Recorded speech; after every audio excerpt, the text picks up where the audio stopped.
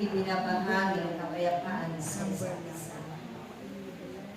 Kayong lahat ay tinakda ng Diyos sa kasalukuyang panahon.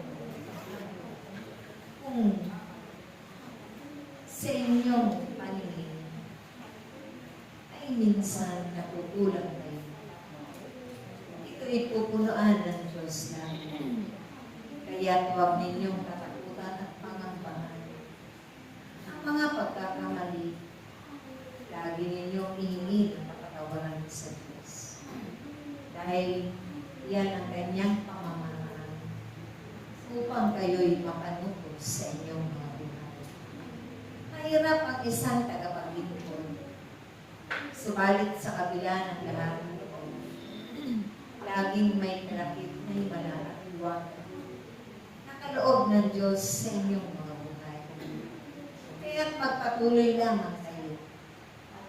Hingin sa Diyos ang kanyang gabay at ang mga biyaya niya na mga himala at iwanan upang kayo man ay hindi malinlang ng inyong kalaban.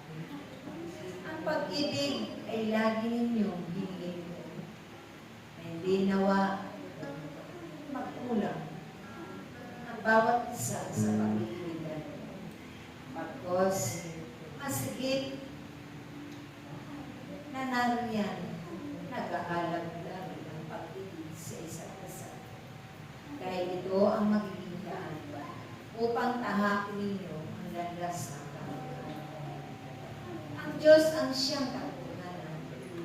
Tulad nung isinugo niya ako sa sanglibutan para sa mga makasalanan upang paglingkuran ko kayo na hindi ako ang paglingkuran. Dahil sa pamamaraan na yan, mapaparangalan ninyo ang Diyos natin ayon sa kanyang kalooban. Kaya't aking mga anak, huwag na huwag kayong panghinaan. Harapin ang mga pagsubok at tanggapin. Pasalamatan ito sa Diyos.